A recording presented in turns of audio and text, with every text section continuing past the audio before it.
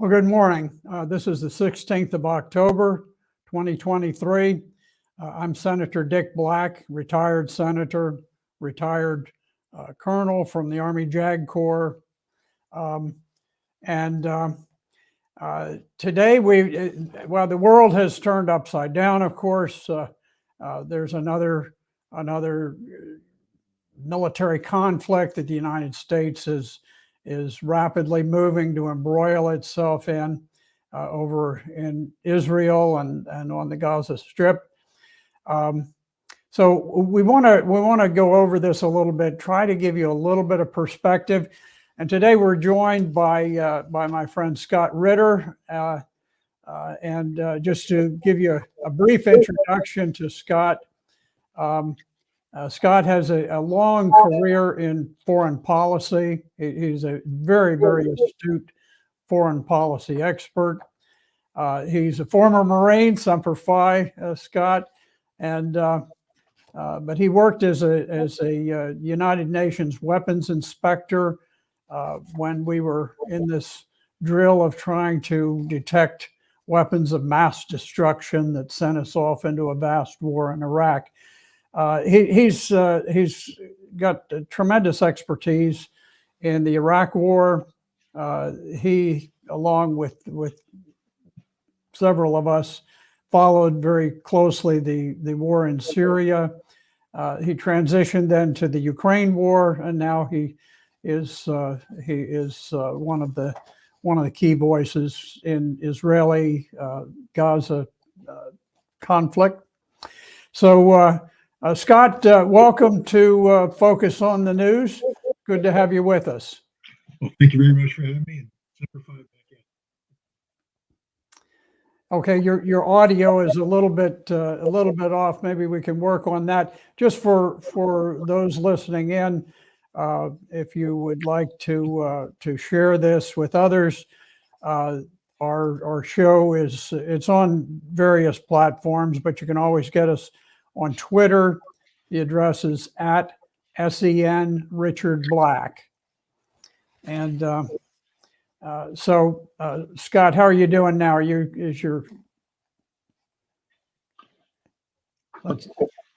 see if we get your audio. I'm looking about. Can you hear me now? It's very muffled. Your sound is coming in, but very muffled.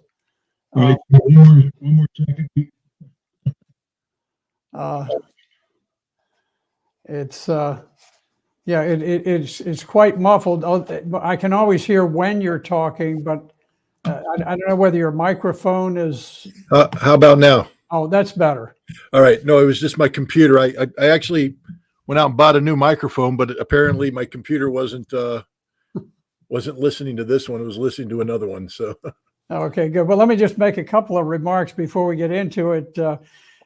For those of you, I think probably everyone is aware that there is a very brutal conflict going on between Israel and the Palestinians in the Gaza Strip, principally the Hamas organization, which is the governing force in the Gaza Strip, and also is a military force. There were about 1,400 Israelis who were killed as a result of a surprise attack across the Gaza border. Bibi Netanyahu, the prime minister of Israel, had made a strategic decision that left the border essentially undefended for all practical purposes. There was one lone battalion of 800 men covering a border of about 36 miles. And I think Hamas was probably surprised when they were as successful as they were, coming across with no real resistance. In any event, 1,400 Israelis were gunned down. The Israeli government responded with air power, and they've now killed at least double that number of civilians in the Gaza Strip. So there are civilians dying on both sides. There are military people dying on both sides. But in any event, the United States is getting involved, and our involvement is very complex because you have this odd situation with the Democratic Party has certain building blocks that are the essence of the party. One of them is the Jewish vote. One of them is the Muslim vote. And now they find themselves with those two voting blocks in very sharp conflict with one another. So it creates a very odd political dynamic for President Biden. So in any event, Scott, I'm going to let you kind of take it a little bit, and you and I can speak jointly on it. But I'd like to hear your thoughts. I did notice that you were a graduate of Kaiserslautern High School in '79, and I was a JAG officer with the forces there at Panzer Kaserne, and I arrived in '81. So we almost crossed paths at that point. Had you been there in '79, you might have met me when I was doing some sort of teenage misbehavior, but as all high school seniors are wont to do on occasion. But Yes. no, my father was a career Air Force officer, and we spent. I actually went to 3 high schools in my childhood. One in Hawaii, and then we moved to Turkey. So I went to George C. Marshall High School in Turkey, and then graduated from Kaiserslautern American High School in 1979. And I think you also have worn 2 hats, soldier and Marine. I actually enlisted in the U.S. Army straight out of high school because I wanted to, get assigned to the Fulda Gap and kill the commies when they came over the border. And then later I transitioned to the Marine Corps, got my commission, and, the rest is history.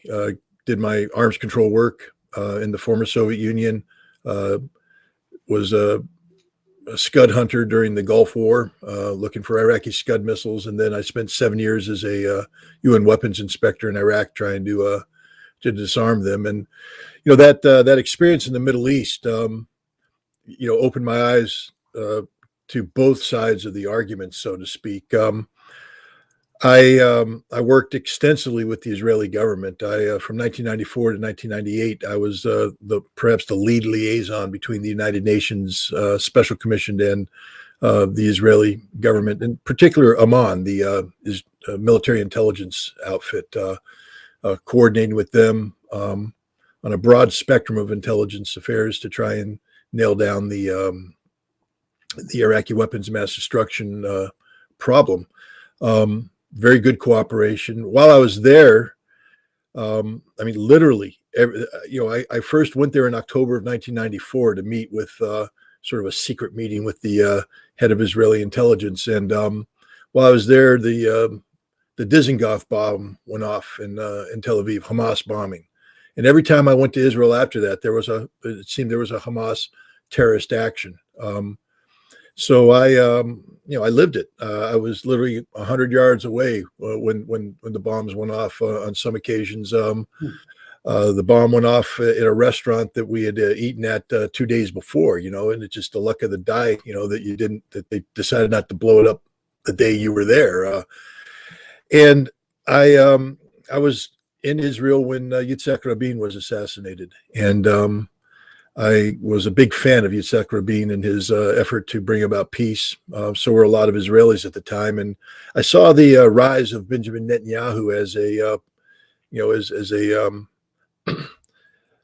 right-wing politician and what he stood for. And it was obvious from the beginning what he stood for was something very different from the Israel that Yitzhak Rabin was trying to build. He stood for an Israel where hate was pretty much part of their DNA, hatred against not just Hamas. I mean, it's easy to hate Hamas. It's easy to hate Hamas. I hated Hamas because all I understood Hamas to be was, when I first got there, was a terrorist organization that seemed to get joy out of killing innocent Israeli civilians. But then, as my time in Israel, went on, and I developed friendships within the Israeli intelligence service, and we'd have conversations as friends are wont to do on when there's difficult situations. It was made clear to me that Hamas wasn't just an Israeli problem. Hamas was an Israeli creation. That Israel created Hamas, helped create Hamas in the 1980s as a way of dividing the Palestinian Authority, to create a split within the Palestinian Liberation Organization, to have a counter for Yasser Arafat and Fatah, which Israel feared. And so Israel created Hamas, knowing what Hamas would do, but desiring to take advantage of the terror in Hamas, to the terror that Hamas would bring to Israel, to split the Palestinian Authority so that Israel could keep momentum for the Israeli enterprise. And this is an important point that people need to understand. When I say the Israeli enterprise, I use that word because if I say Zionism, people say, "Oh, you're anti-Semitic." If I start to criticize Zionism, you're anti-Semitic. No, I'm not. But we need to be honest about what Zionism, the Israeli enterprise, is. We can refer to the founding fathers of Israel if people don't want to hear it from me. David Ben Gurion, we stole the land of the Palestinians, he said. He admits it straight up. We stole it. He said, if I were a Palestinian, I would never trust an Israeli because the Israelis stole our land and are keeping us from it. Moshe Dayan, another founding father, he delivered a eulogy to the funeral of an Israeli settler in 1956, I believe, Roy Rutenberg, who was killed outside of Gaza. And in this eulogy, Moshe Dayan basically says, don't blame the Palestinians. Don't look at them and say it's their fault. He said, you do know that they are there staring at us with hate-filled eyes because they see us on the lands that we stole from them. They see us tilling the farms that belong to their parents. So he says there's hatred in their hearts, and we have to understand that. But here's the interesting thing. Both Moshe Dayan and David Ben Gurion, when they said these things, on the surface, you'd say, wow. So they recognize that Israel's in the wrong. They said, no. Both of them said, because he said, it doesn't matter what we did to the Palestinians, because this is God's will, because the Jews are God's chosen people, and it is God's will that we occupy this land. And we will do this by pushing them out.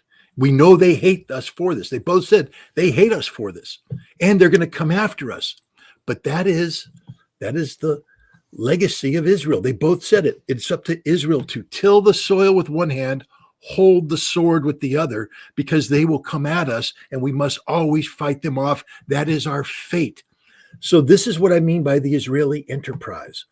The Israeli state cannot exist without violence to the Palestinians, because the Israeli state cannot exist without Israel having stolen the land from the Palestinians. Yeah, let me just interject for a moment. For those who don't know the history, originally Palestine, the area now called Israel, was called Palestine. And at one point, there was a coin of the Palestinian government, and the coin showed three interlocking rings that represented the three major faiths of the Palestinian area and Palestinian nation. And they represented the Christians, the Muslims, the Jews. And each of those groups were significant parts of the population. I can't tell you what the breakout was, but just sort of roughly thirds, maybe some were 20%, some were 40%. But And there seemed to be a relatively harmonious relationship among the people. In 1948, the decision was made that Jews would be sent from Europe, from all the countries of Europe, into Palestine. And there was a book written that I read when I was in high school called Exodus, which was the leaving, and it was there have always been biblical undertones on all of this, which is somewhat ironic because the Jewish people globally are one of the least religious of all people, but this still is an underpinning in what they do. In any event, 48, they go in. Very shortly, it just turned into a massive terrorist uprising, an Israeli terrorist uprising that drove the Palestinians, both the Muslims and the Christians, out of their homes, out of their farms, out of their lands, and those were just taken over by Israelis. What most people would consider just thievery. In any event, that of course caused a lot of bad blood, and that goes on. But as you mentioned, there was this point with Yasser Arafat and the Palestinian Liberation Organization, PLO, where it reached a point where there was a relatively moderate leadership that wanted peace. They wanted a two-state solution where they would have their land and they would just have to give up the land that the Israelis had won. And as I understand it, and you correct me if I'm wrong, but as I understand it, Bibi Netanyahu and those of his faction saw this as a threat because they wanted continued expansion of Israel. They wanted to see the settlers move into the West Bank. You have two areas where the Palestinians have been pushed to. One is the West Bank, that's the larger area.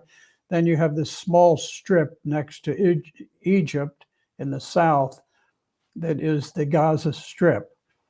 And Netanyahu and others saw that what they wanted to do is divide and conquer. They didn't want the PLO to govern all of these Palestinian lands, and they thought they could weaken them by promoting Hamas as the leaders down in the south. And in the south, you have a much more militant group of Muslims. They tend to be more of the Wahhabist group. They're heavily influenced by the Muslim Brotherhood, which has instigated all sorts of uprisings in the Middle East. But in any event, that has come back to haunt Netanyahu during the current event. What do you say? What would you like to add, and feel free to contradict if you disagree with any of that? No, I don't disagree with any of it. I would say that we make sometimes when we read histories and we talk about it afterwards, that we say things in a way that doesn't quite bring out the horror of what happened, though. October 7th is fresh in the minds of everybody because we've seen the videos. We've seen, select videos because we have to be honest here. The Israelis and their Western allies are spinning the data in a way that best benefits Israel to denigrate Hamas and to promote the Israeli narrative. I'm not saying Hamas didn't commit many of the crimes. We know they didn't. They didn't behead 40 babies, to give you an example. We know that didn't happen, and it's probably likely they didn't rape any women because Muslims, especially fanatic Muslims, that's not what they do. Did they kill people? Yeah, the death toll speaks to it. It's bad enough. You don't have to exaggerate, but it's all fresh in our minds. So we're sitting here with vivid imagery. Let me just provide a little bit of vivid imagery to counter or to build up on this. In 1946, in the Negev Desert, we're surrounding Gaza, because Gaza's on the coast. If you come down south of that, you have the Negev Desert. That was supposed to go to Palestine. When the British were carving it up, the Negev Desert was supposed to go to Palestine, but the Zionists said, no, we want that. But in 1946, there was 275,000 Arabs living there. There were 500 Jewish settlers living there. So the demographics suggest that it should go to Palestine. So what the Israelis did is they sent in these teams of soldiers, and they occupied 11 points throughout the Negev area. Overnight, boom, and then they put in prefabricated housing, and they created settlements, or kibbutzes. And the Arabs woke up one morning, and you got 11 new settlements there that are now bringing in people. And it became apparent that it was going to become part of Israel. There were Arab villages. To give you one example, one of the places they set up, one of the soldiers who wrote about it afterwards said they put it on a barren hill. They said, we built something, but there's no water. And so what did the Arab villagers do next door who had a fresh supply of water? They brought water to the Jews. And they said, here, have our water, have access. When the Jewish settlers were out working their fields, the Arabs actually guarded their property so nobody would come in and steal. They were good neighbors. And in 1947, they said, hey, can we look, we're good neighbors. Can we just agree to live in peace? When you become Israel, let's just live in peace. And the Israelis went, good.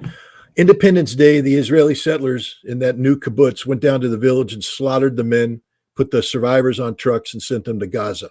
And that happened over and over and over again. So when we speak of Gaza, understand this. It's a prison camp. It's a place where Israel took the survivors of a massacre.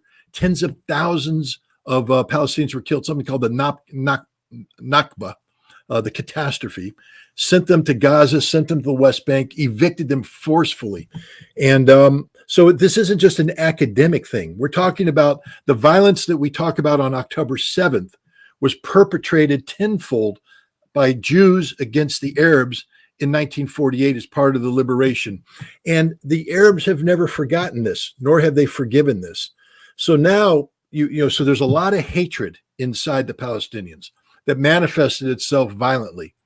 But by the mid-1980s, we've seen things, for instance, the 1973 Yom Kippur War helped return the Sinai to Egypt. It began a process of normalization of relations between Israel and some of their Arab neighbors.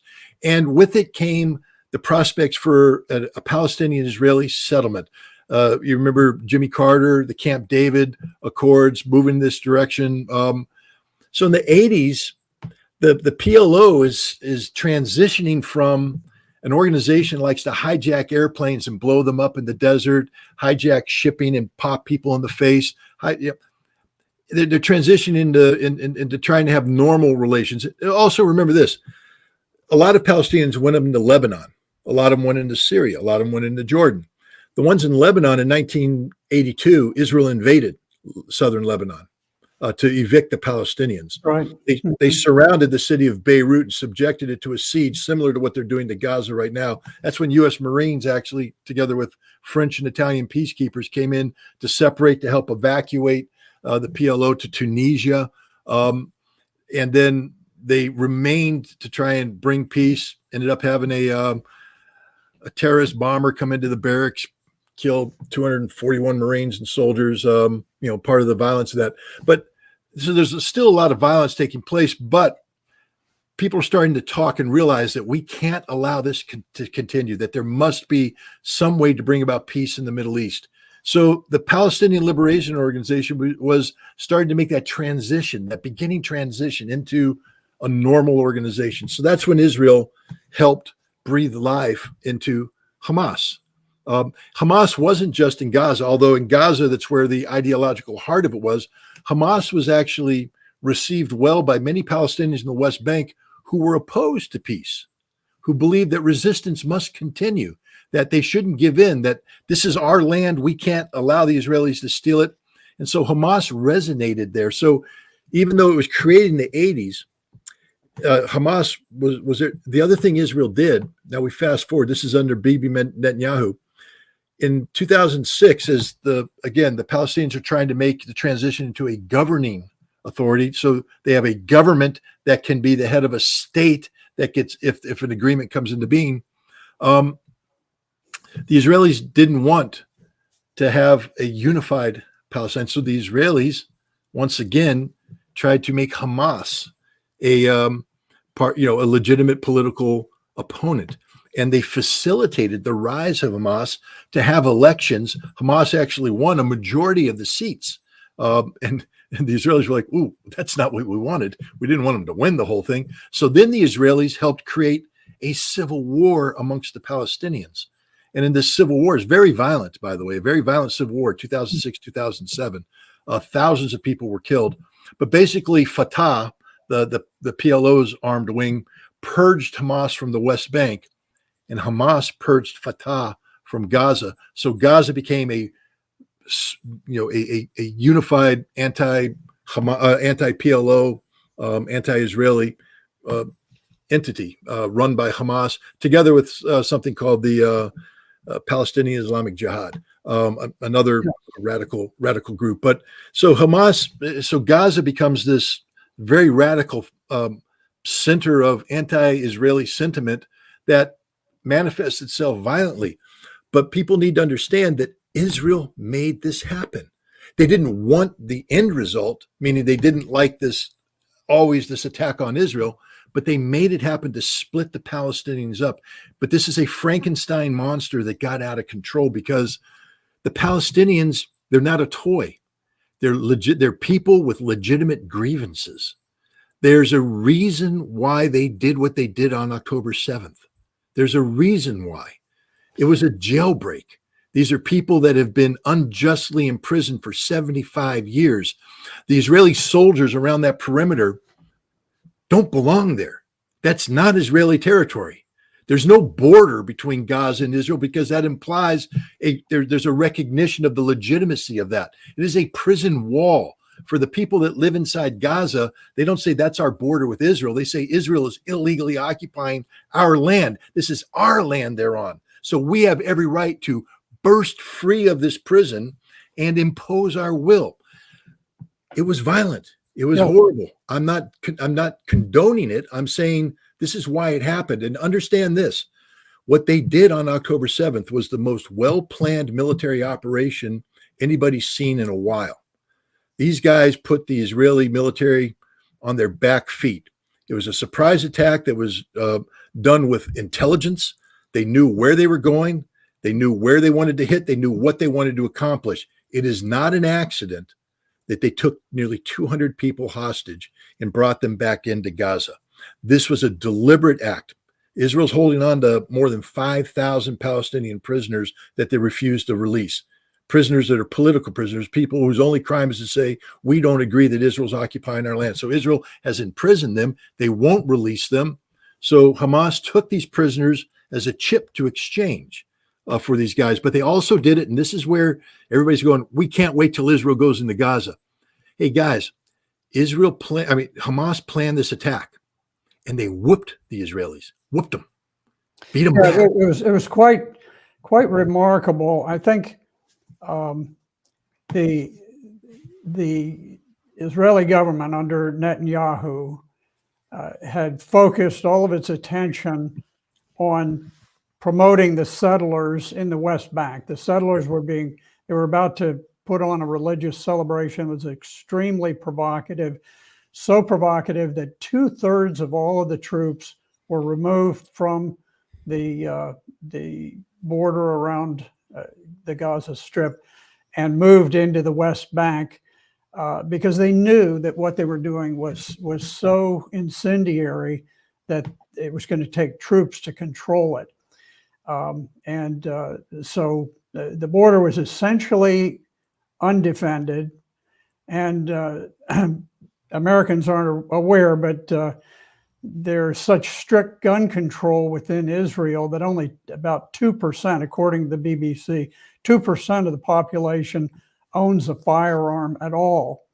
And So, you know, I was wondering, and a lot of people were wondering, well, why don't the people just rise up and defend themselves? It's kind of a good lesson about the Second Amendment in the United States that people weren't armed. There was nothing with which to defend themselves. But Scott, I'd like to shift, if we could, for the few minutes remaining, and take a look at the global responses. One of my great concerns is that this event will be used as a pretext. I'm not saying that the Israelis and the West caused it. I don't think they did, but you know, never let a crisis go to waste, as the Democrats saying. And all of a sudden, you have people who have long wanted a war with Iran, and so I'd like to hear your thoughts about the likelihood that Hezbollah, which is the part of the government and part of the army of Lebanon, that they would be drawn in. Syria, I know the Israelis already are bombing in Syria, even though it is absolutely clear that the Syrians have done nothing hostile towards Israel, but Israel has always seen Syria as what the Germans, when they were fighting the Soviets in World War II, they called it Lebensraum, growing room in the east, and this is the Israeli Lebensraum, the notion of being able to expand all the way across Syria to the Euphrates River. And so I'm just, you know, all the complexity of the different countries' reactions. Maybe you can just comment on this area. Sure. Again, let's just start off by reminding everybody that Hamas initiated this. This is done at a time and place and choosing of Hamas. This is an extraordinarily well-planned operation that wasn't just a one-of. They brought those 200 people into Gaza to lure the Israeli army into Gaza, where Hamas believes they will destroy the Israeli army. Whether or not that comes to pass, it is what it is. But the reason why I bring that up is, you know, Iran, first of all, Iran and Hezbollah were taken by surprise.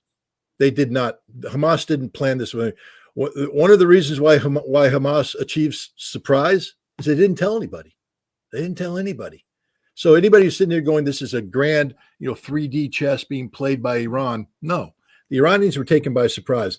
Last night, the Iranians met in Qatar with the political arm of Hamas and said, look, what's going on in Gaza, we are prepared to come in and intervene to help you.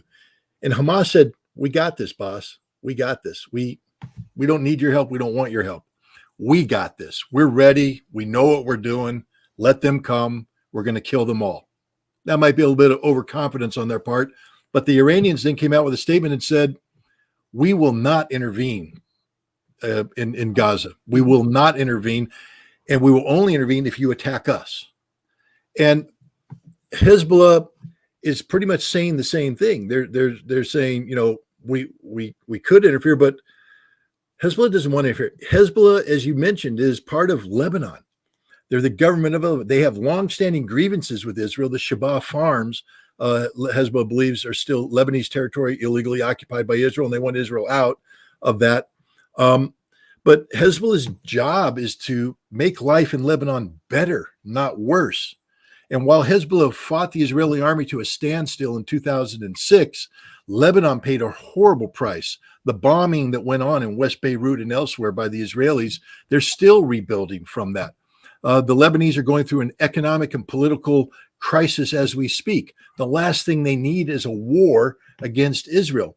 So Hezbollah has flexed its muscles a little bit, but it hasn't unleashed its power on Israel because Hezbollah is interested in peace, not war. Scott, let me intervene just a second. Let me ask you a question. Now, Hezbollah consists of the Shia Muslims in Lebanon. Shias they're fairly numerous there. the Muslims in the Gaza Strip and in all of Palestine are Sunnis. And we do have frictions between the Sunni and the Shia Muslims, so that from a religious standpoint, there's a vast divide between the two. So I'm not at all certain that that Hezbollah is ideologically attuned to the cause of Hamas. Additionally, if you look at the history of Hezbollah, it is essentially a defensive organization. It is a political party, a major political party in Lebanon, but it is also a military force, one of the most well-disciplined forces on earth today. And their mission is not to attack Israel, as far as I know. Their mission is to defend the Lebanese border. Is that roughly correct? Yes, they don't have. They were formed as a result in counter to the Israeli invasion of southern Lebanon in 1982, and Hezbollah grew up as a resistance to that. And they beat the Israelis. They drove Israel out of southern Lebanon, won a victory in 2000, and then in 2006, when Israel, and Hezbollah went at it again, Hezbollah beat the Israelis into a standstill, forced the Israeli army to retreat. But their goal is not to conquer Israel. They're not there to plant a flag in Jerusalem. They're there to secure the Shia and now to secure Lebanon from Israel. If Israel wants to fight, one of the things the Hezbollah has done is created such a massive military capability, one that if they do go to war, will probably take out northern Israel. Israel could actually lose northern Israel to Hezbollah. And that's the deterrence, to say, we don't want to go to war with you, but if we do, it's going to hurt you a whole bunch. And so Israel has to respect the Hezbollah military capabilities, and they do. Israel ran a military exercise last year called Chariots of Fire, and they ran the same exercise in May of this year called Firm Hand. And it eerily is reminiscent of what we're seeing. The idea was to say, can Israel defend itself if everything goes bad at once in Gaza, West Bank, Lebanon, Syria, Iran? And you know what the answer was? No, Israel will lose that fight. And so, this also tells you about how restrained Iran and Hezbollah are, because they know what the results of that exercise are. So if they were really out to destroy Israel, now's the time to do it. 300,000 reservists trapped in Gaza, Israel weak, ammunition stockpiles coming down, political crisis at home.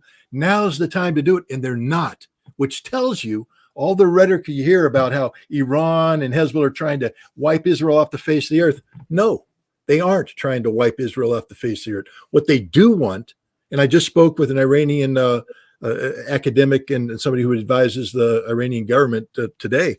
He said what they do want is for Israel to change its colonial attitude towards the Palestinians, that the Palestinians deserve a state of their own, a land of their own, free of Israeli occupiers. But they're not out to destroy Israel. That's sort of something that's hyped up here in the West. And the proof is in the pudding. Iran, at a moment when this is the chance, you're never going to get a better chance than this, they're saying, no, we don't want this fight. We don't want to go to war with Israel, because Iran is now emerging as they're coming out of the sanctions. They're going to have good business with Russia and China.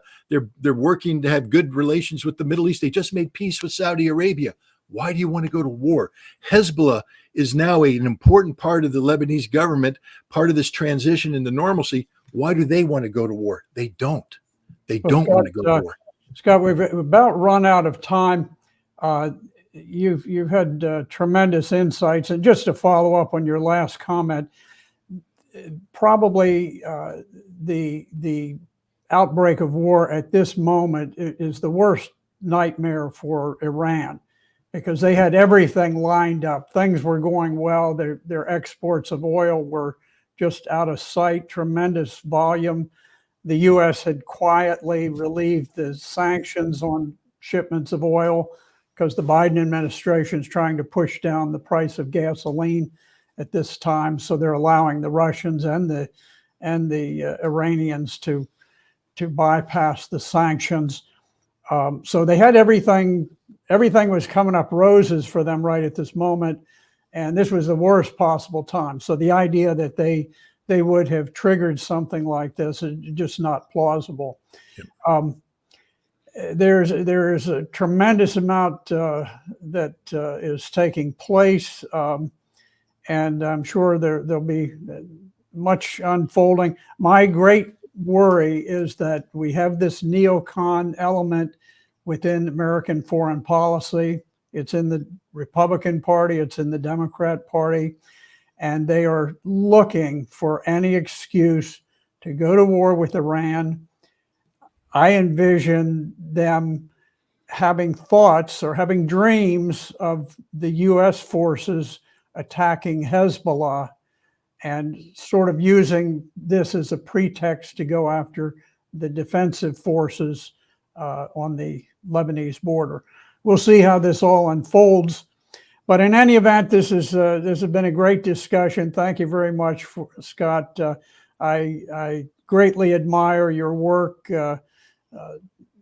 all of it, but particularly what you've done in disclosing many of the facts happening in Syria, and now giving us some good insight into what is happening in Israel, a little bit of the history of it. But in any event, we're going to wrap it up at that point. My thanks to Scott Ritter, who is on the internet everywhere and always interesting to listen to.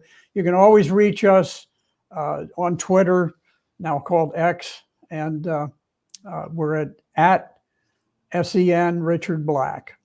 So thank you very much. This has been Focus on the News. We will see you next Monday. Thank you for being with us.